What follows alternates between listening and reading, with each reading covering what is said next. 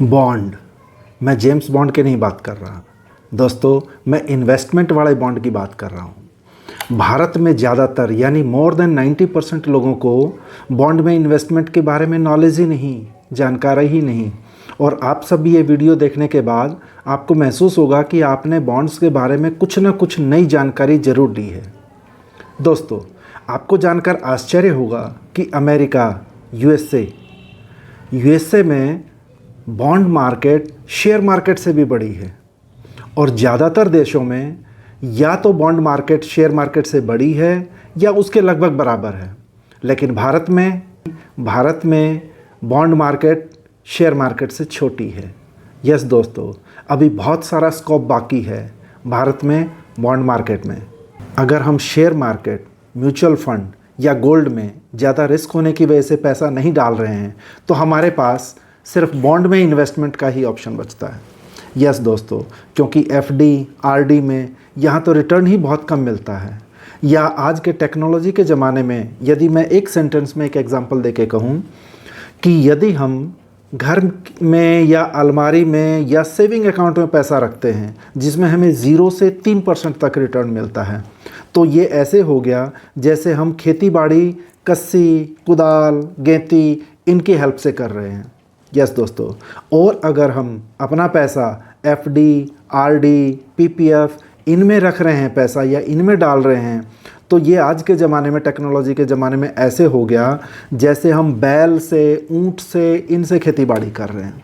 क्योंकि FD, RD, PPF इनसे तो हमें 4 से 7% ही रिटर्न मिलता है।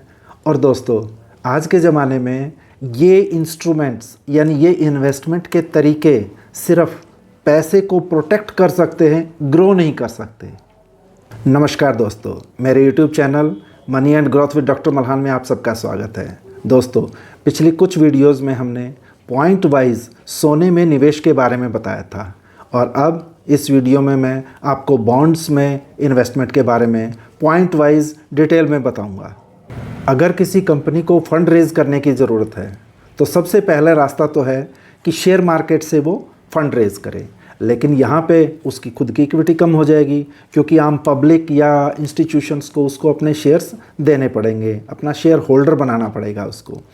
और दोस्तों, दूसरा रास्ता है किसी कंपनी के पास कि वो बैंक से लोन ले ले, लेकिन बैंक से लोन तो काफ़ी महंगा पड़ेगा, 10%, 12%, 14% तक का मिलेगा। और तीसरा रास्ता है कि अपने बॉन्ड्स इशू करके आम पब्लिक या फाइनेंशियल इंस्टीट्यूशन से पैसे कलेक्ट करे कम इंटरेस्ट पे, यानी 6 से 10% के बीच का इंटरेस्ट देके आम पब्लिक से पैसे इकट्ठे करे। इसको बोलते हैं बॉन्ड्स के थ्रू पैसे रेज करना। बॉन्ड वित्तीय निवेश का एक रूप है जिसमें किसी इंस्टीट्यूशन या किसी कंपनी को एक निश्चित अवधि के लिए आम पब्लिक या फाइनेंशियल इंस्टीट्यूशन द्वारा पैसे उधार दिए जाते हैं। यह एक प्रकार का डेब्ट इंस्ट्रूमेंट है। इसको एक निश्चित ब्याज पे दिया जाता है और एक पूर्व निर्धारित समय के लिए दिया जाता है, जैसे क्वार्टरली, 6 मंथली या एनुअल। इसका टेन्योर 5 साल से 40 साल तक का हो सकता है। दोस्तों, अक्सर जब सरकार, नगर निगम, नगर पालिका या बड़ी कंपनियां उनको जब पैसों की ज़रूरत होती है तो वो बैंक से लोन ले सकते हैं, लेकिन उनको बैंकों को काफ़ी ज़्यादा रेट ऑफ इंटरेस्ट पे पैसा चुकाना होता है। तो उनके पास एक और ऑप्शन होता है कि वो यही पैसा आम पब्लिक से या फाइनेंशियल इंस्टीट्यूशन से उठा लें। और जब पब्लिक किसी कंपनी या ऑर्गेनाइजेशन को लोन देती है तो उसके लिए ये एक इन्वेस्टमेंट हो जाता है। इसके बदले में सरकार या वो कंपनी बॉन्ड्स जारी करके ब्याज सहित उधार दिया गया पैसा वापस देने का वादा करती है। इसे ही हम बॉन्ड इन्वेस्टिंग कहते हैं। दोस्तों, हमें बॉन्ड में इन्वेस्ट करने के बाद उसकी मैच्योरिटी तक लगातार रेगुलर इंटरेस्ट मिलता रहता है, जिसे बॉन्ड्स का कूपन कहते हैं। दोस्तों, बॉन्ड एक फ़िक्स टाइम पीरियड के लिए होता है जिसे उसका मैच्योरिटी पीरियड कहते हैं। और जब बॉन्ड्स का टाइम पीरियड ख़त्म हो जाता है तो हमारे इन्वेस्ट किया हुआ पैसा वापस मिल जाता है। यानी कि यहाँ पे हमें एक तो रेगुलर इंटरेस्ट मिलता गया और जो इन्वेस्ट किया था वो पैसा लास्ट में मैच्योरिटी पीरियड के बाद हमें वापस मिल जाता है। Types of bond. वैसे तो बॉन्ड्स कई टाइप के होते हैं लेकिन इंडिया में दो ही टाइप के बॉन्ड्स पॉपुलर हैं। एक तो गवर्नमेंट बॉन्ड यानी सरकारी बॉन्ड, और दूसरा कॉरपोरेट बॉन्ड यानी प्राइवेट बॉन्ड।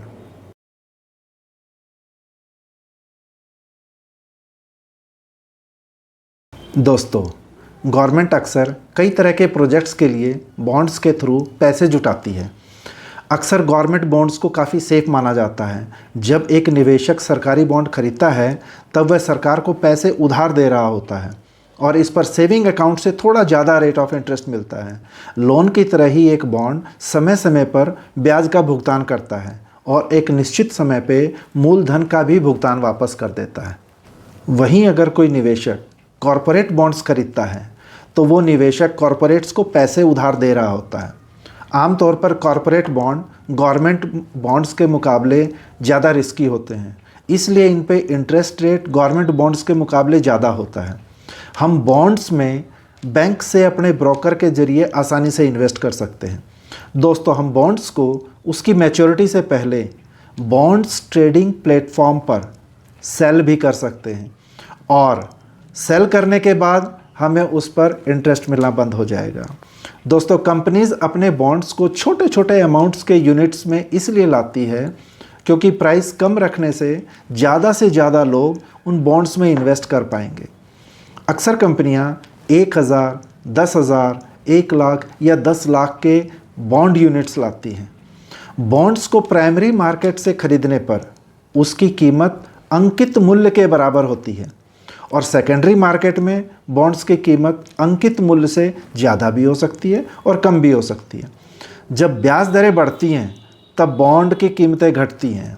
यस दोस्तों, ये चीज़ें ध्यान रखने की बात है कि जब ब्याज दरें बढ़ती हैं तो बॉन्ड्स की कीमतें गिरती हैं और जब ब्याज दरें गिरती हैं तो बॉन्ड्स की कीमतें बढ़ती हैं। बॉन्ड से हाईएस्ट रिटर्न प्राप्त करने का सबसे अच्छा तरीका यह है कि इसे तब खरीदा जाए जब ब्याज दरें अधिक हों और उसके बाद नीचे की तरफ आ रही हों। ब्याज दरों के साथ साथ बॉन्ड की कीमतें डिमांड एंड सप्लाई पे भी डिपेंड करती हैं। अब बॉन्ड्स कैसे खरीदें? दोस्तों, डीमैट या ट्रेडिंग अकाउंट खोलकर ऑनलाइन स्टॉक ब्रोकर्स के थ्रू बॉन्ड फंड में निवेश कर सकते हैं। सेकंड, ETF के माध्यम से बॉन्ड ETF में भी निवेश कर सकते हैं जो विभिन्न स्टॉक एक्सचेंजेस में लिस्टेड होते हैं। Third, sovereign gold bond SGB, इस पर एक डिटेल वीडियो मैं ऑलरेडी बना चुका हूँ। रेफरेंस के लिए आप मेरी पुरानी वीडियो देख सकते हैं। फिर भी थोड़ा ब्रीफ कर दूं मैं इस वीडियो में। भारत सरकार की तरफ से RBI सॉवरेन गोल्ड बॉन्ड जारी करता है। इसकी शुरुआत नवंबर 2015 में की गई थी। गोल्ड बॉन्ड की मैच्योरिटी अवधि 8 साल की थी। 5 साल का लॉक इन पीरियड होता है और इसमें हर साल अपने इन्वेस्ट अमाउंट पे, जो भी इन्वेस्ट किया है हमने, उस पे 2.5% का इंटरेस्ट या ब्याज भी मिलता है और बॉन्ड्स की मैच्योरिटी पर उस वक्त के गोल्ड के मार्केट प्राइस के हिसाब से उस सॉवरेन गोल्ड बॉन्ड की प्राइस होती है। यानी रिटर्न हमें गोल्ड के मार्केट प्राइस के हिसाब से मिलते हैं और पर ईयर 2.5% एक्स्ट्रा इंटरेस्ट मिल जाता है। लेकिन दोस्तों, इस पे एक लेटेस्ट न्यूज़ है कि सोने की कीमतों में अत्यधिक तेज़ी की वजह से सरकार ने 2025 से यानी इसी साल से सॉवरेन गोल्ड बॉन्ड इशू करना बंद कर दिया है और सरकार ने इनको वापस बाईबैक खरीदने का प्लान भी बना लिया है और अब इसको सरकार ने वापस खरीदना है। दोस्तों, अब बॉन्ड्स के फ़ायदे क्या हैं? बॉन्ड्स आमतौर पर एक लॉन्ग टर्म इन्वेस्टमेंट का विकल्प है, यानी एक ऑप्शन है। इसकी मैच्योरिटी पीरियड 5 साल से लेकर 40 साल तक होती है और हमारे ऊपर है कि हम कितने समय के लिए और कौन सा बॉन्ड सेलेक्ट करते हैं। उसका टाइम पीरियड पहले से ही फिक्स होता है, वो टाइम पीरियड हम नहीं चेंज कर सकते। ठीक है, जैसे कोई 5 साल के लिए, कोई 10 साल के लिए बॉन्ड है तो 10 साल के लिए रहेगा, लेकिन उसको कब खरीदें नहीं खरीदें ये हमारे ऊपर डिपेंड करता है। Second benefits, fixed return. Bond से हमें फिक्स्ड रिटर्न मिल जाते हैं। बॉन्ड इशू करते समय बॉन्ड जारी करने वाली company rate of return declare कर देती है, यानी हमें शुरू में ही पता चल जाता है कि भाई इतना हमें फिक्स्ड रिटर्न मिलेगा, इस बॉन्ड पे 8% मिलेगा, 9% मिलेगा, 10% मिलेगा, या जितना भी मिलेगा वो हमें पहले से मतलब एक फिक्स्ड रिटर्न मिलेगा हमें उसके टेन्योर में। थर्ड पॉइंट, पूर्वानुमान। बॉन्ड से एक निश्चित अवधि के लिए एक निश्चित ब्याज दर मिलती है हमें। इस पर बॉन्ड लेते समय ही यह निश्चित हो जाता है कि एक टाइम के बाद, यानी कितने टाइम के बाद हमें कितना रिटर्न मिलेगा। इसके अनुसार हम फ्यूचर प्लानिंग कर सकते हैं और फ्यूचर प्लानिंग करके अपने फ्यूचर टारगेट्स बना सकते हैं और उन्हें अचीव भी कर सकते हैं। फोर्थ पॉइंट दोस्तों, यह कम जोखिम भरा होता है। यह रिटर्न आमतौर पर एफडी से थोड़ा ज़्यादा होता है और शेयर मार्केट यानी म्यूचुअल फंड्स एंड शेयर्स से थोड़ा कम होता है इसमें रिटर्न, क्योंकि इसमें रिस्क भी तो कम होता है। फिफ्थ पॉइंट, इससे हम अपने पोर्टफोलियो को डाइवर्सिफाई कर सकते हैं। दोस्तों, पोर्टफोलियो में ज़्यादा रिस्क वाला एसेट क्लास जैसे इक्विटी या म्यूचुअल फंड, उनमें जिनमें अधिक रिस्क होता है, बॉन्ड्स में एक फिक्स्ड रिटर्न होने के कारण इसको पोर्टफोलियो में रखने से पोर्टफोलियो से मिलने वाला रिटर्न लेवल ऑफ रिस्क थोड़ा बैलेंस हो जाता है। ये म्यूचुअल फंड या शेयर मार्केट के मुकाबले कम जोखिम भरे होते हैं, क्योंकि मार्केट के उतार चढ़ाव का असर तो होता है लेकिन कम होता है। काफ़ी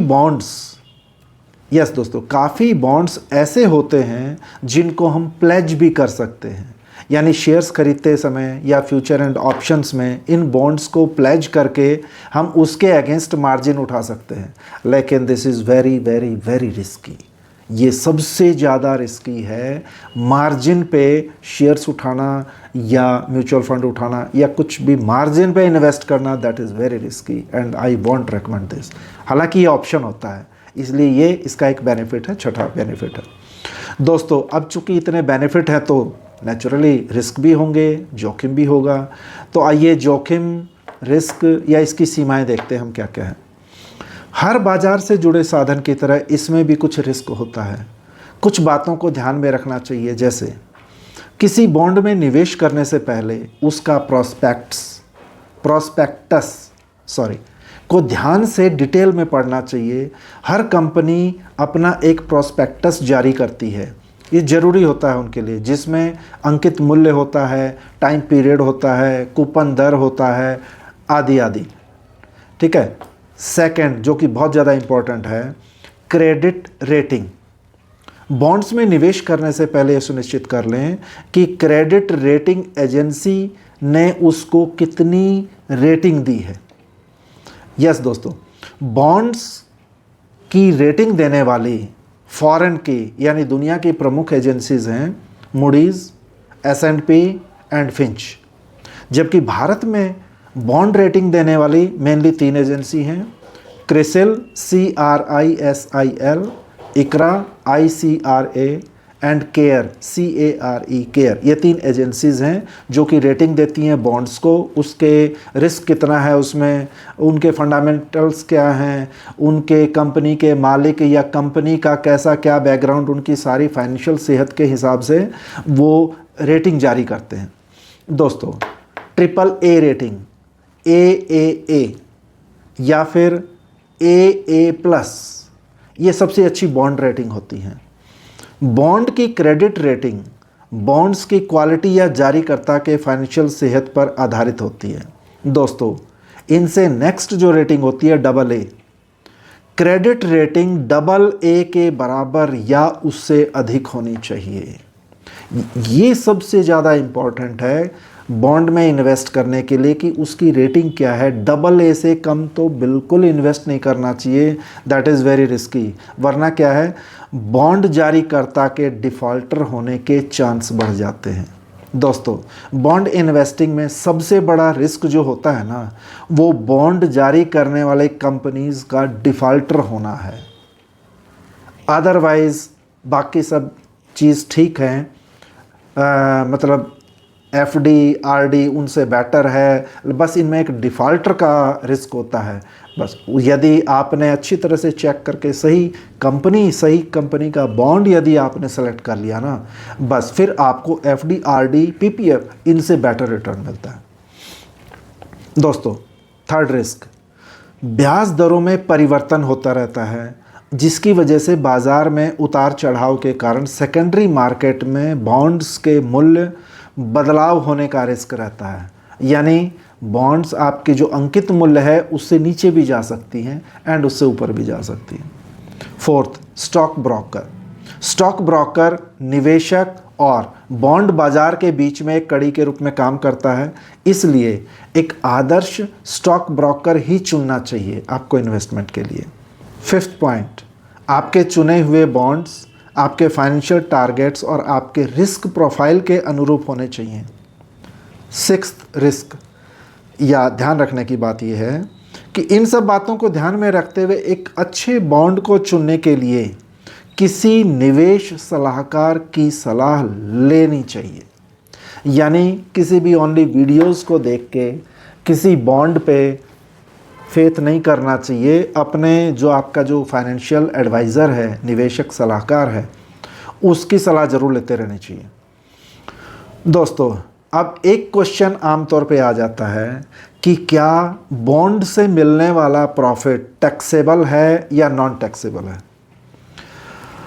आपको बता दूं कि इसका जवाब स्ट्रेट वे में neither this is yes nor this is no, यानी कि स्ट्रेट आंसर इसका हाँ या ना नहीं है। क्योंकि कुछ बॉन्ड्स पर मिलने वाले ब्याज और जो इनकम बेनिफिट होता है उस पर टैक्स नहीं लगता। ज़्यादातर सरकारी संस्थाएं जैसे municipal bond, railway projects, NTPC आदि के बॉन्ड्स जो होते हैं वो टैक्स फ्री होते हैं, यानी उस पे जो आपको इनकम हुई वो इनकम टैक्स फ्री होती है, परंतु इनमें इंटरेस्ट रेट कम होता है। वही उलट पुलट के वही हो गया, टैक्सेबल है नहीं, टैक्सेबल नहीं है तो रेट ऑफ इंटरेस्ट कम है उसमें। और लंबी अवधि के लिए जैसे 10-20 साल के लिए होते हैं, यानी वो 5 साल 10 साल के लिए आमतौर पे नहीं होते, 10 से ज़्यादा साल के होते हैं। और आमतौर पे ज़्यादातर बॉन्ड टैक्सेबल ही होते हैं। टैक्सेबल इनकम वाले बॉन्ड पर मिलने वाले ब्याज को आपकी एनुअल इनकम में जोड़ा जाता है, यानी उस पर कौन सा टैक्स लगेगा, जो आपकी इनकम स्लैब के हिसाब से, चाहे 10%, 15%, 20%, 5%, जो भी आपका टैक्स स्लैब बनता है उसके हिसाब से आपको वो टैक्स पड़ेगा। दोस्तों, बॉन्ड से आमतौर पे 7% से 10% के बीच में ज़्यादातर रिटर्न मिल जाते हैं। दोस्तों, आपको एक हाइपोथेटिकल एग्जांपल देता हूं, यानी कि यदि हमें रिटर्न बॉन्ड से 8% मिल रहा है और 1 लाख रुपए हम बॉन्ड में इन्वेस्टिंग करते हैं तो इसका क्या हमें रिज़ल्ट मिलेगा, रिटर्न मिलेगा। दोस्तों, यदि 20 लाख के लिए, देखो ये भी डिपेंड करता है कि वो बॉन्ड 5 साल, 10 साल, 15 साल, 20 साल कितने पीरियड के लिए है, बट यदि हमें 8% रिटर्न मिल रहा है तो हमारे 1 लाख की वैल्यू 20 साल के बाद हो जाएगी 4,66,096। और यदि इसी पीरियड को हम 1.5 गुना कर दें, यानी 10 साल और बढ़ा दें, तो हमारा ये अमाउंट रिटर्न जो है 1.5 गुना नहीं होगा बल्कि डबल से भी ज़्यादा हो जाएगा। बल्कि ये वैल्यू हो जाएगी 4,66,096 से बढ़ के हो जाएगी 10,06,266 रुपये।